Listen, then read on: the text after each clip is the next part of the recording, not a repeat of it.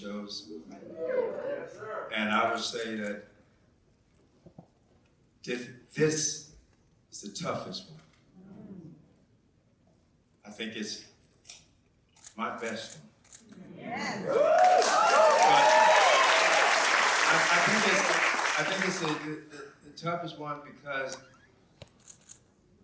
hey guys, America, we need this shit. R.C. Davis in 1961 wrote a love letter to us in 2023. There was so much hope that he had for us, for the country. 62 years later, it's not as much hope, but there still is hope. And we went through the pandemic, we went through racial, we went through that.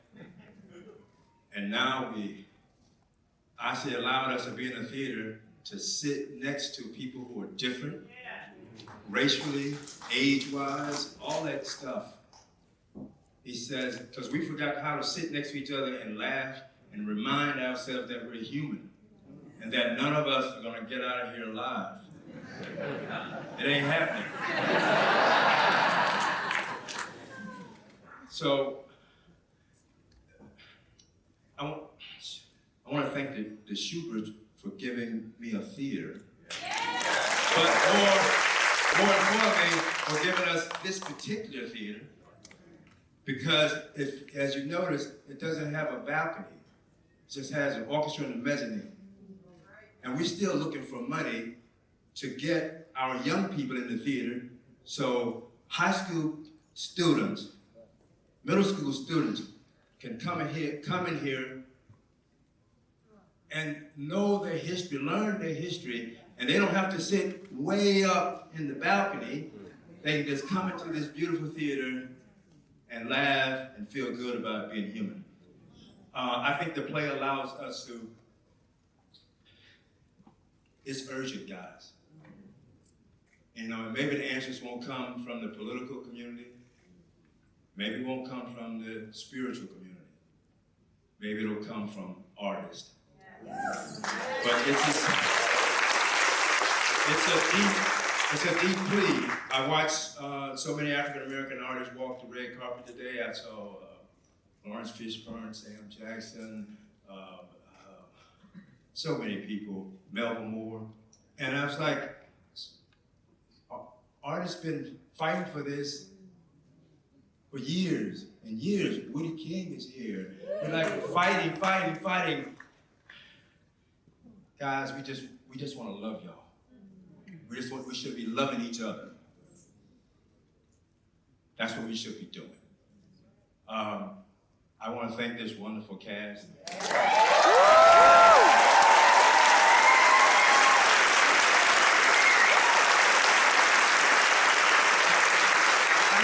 Some directors know what I'm talking about, but when you have even you fight and you beat each other up, and you have the artists who are willing to say, okay, Kenny, tonally, we want to do this. We want to integrate the now with the past. We want to lead with love. And this young man, he led. I couldn't be more grateful to you. I couldn't. I look at you and I'd say, you know, that's Diane Carroll mixed in with Lucille Ball, mixed in with Eartha Kitt.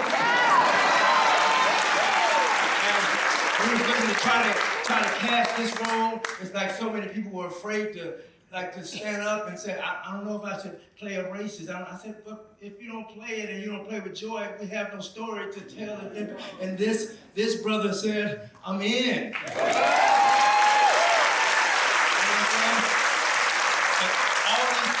Characters are like, they're a combination of things that we have done for this country. And it's like, this woman, she's the strength. She's like those women in Georgia who's like forgotten all the other parts of themselves because they're trying to be so fucking strong for America. And it's like, that represents that. And you know, Heather, you did that. You know what I mean? And like my mother was a sharecropper. You know what I mean?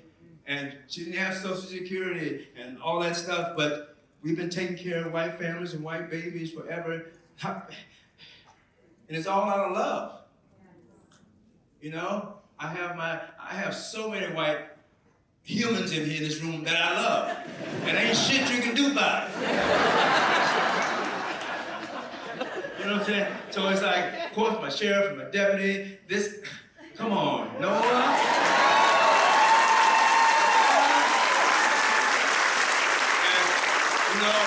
Billy had said to me when he first got through, he said, I didn't understand the play until we got to working on it. And it's like, to play that iconic character that's really, there's so many black men doing all kinds of jobs who are just trying to survive, just trying to get home to their wives and their kids. And I thank you for doing that with dignity and honor. I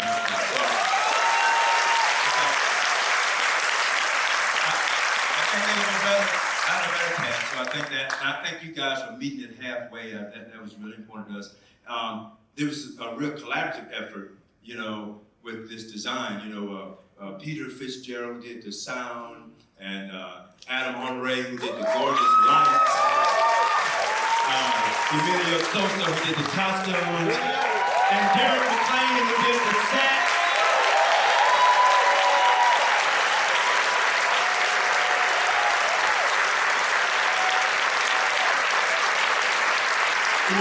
Fonts is my other half, and Trey did the speeches out. He's probably the only African American on this level who's working with voice and diction, and I just want to thank you wherever you are. And then there is one designer who I didn't mention. Hey, Tinashe at the Lions Theater. Tinashe, where was I?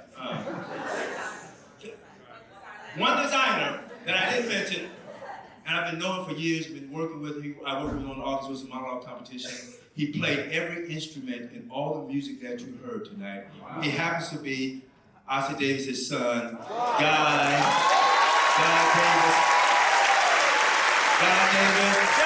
And so we got real time. So, can they take these fans real much? So I want Hester and Nora. You work that time. Hester and Nora, can you go around and come in? Yeah. No, you're saying the ladies, you go around. Go that way. I'll talk until you get around. And I want the Davis family, you guys stand here, the center is good. You know, Ozzy and Ruby left us a lot, and they also have 3 wonderful kids, Guy Davis and Hester and Nora. They're making their way around, but I want to thank them for, I've been trying to get this up, but Jeffrey Richards has been trying to work on this for 20-something years. Thank you. Hunter, thank you for your contribution, your work, but I've been on it for 7 years.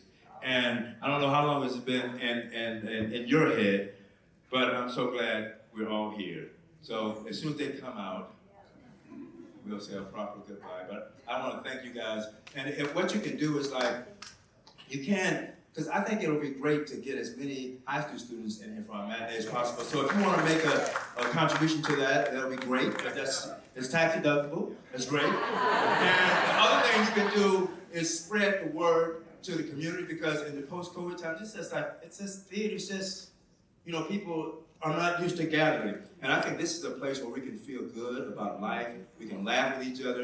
You can go home and think about this stuff. And then you go talk to somebody that's different. Talk to somebody that's racially different, you know, identify sexually different. You know, let's do that.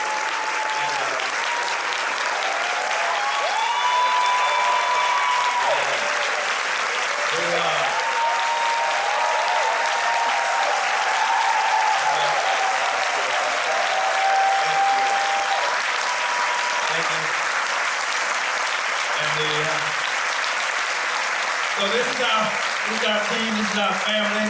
I also want to say to a lot of young African American organizations, especially, like there is such a generation of African American artists that have been doing the work for a long time, and I just want that young group that has so much courage and they're so bold and they're doing stuff, and I love them. And I was like, but I want us to be like this. It takes both. It takes a little bit of wisdom and a little bit of in the room and a little bit of creativity. It takes all of that. So I love you, fellow human beings, and let's do better. Let's do better. Thank you. Good night.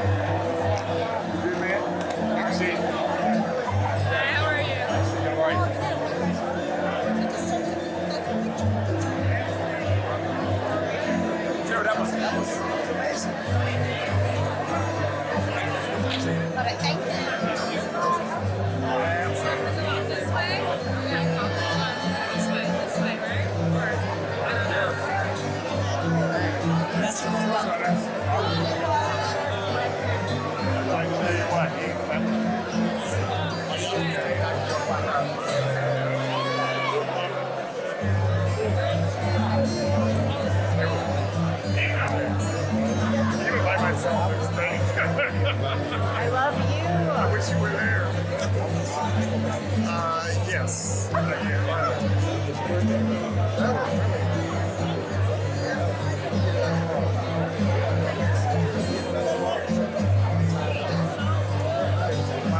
Wow. You know, my favorite play, listen now,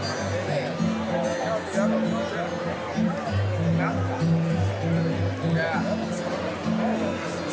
They're also, you know, these two are so powerful. Yeah. So we'll see you over at the,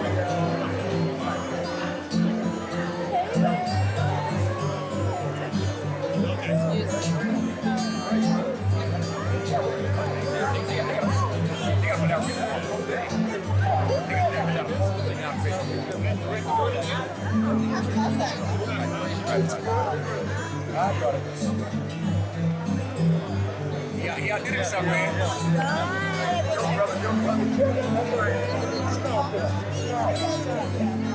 See you at the show.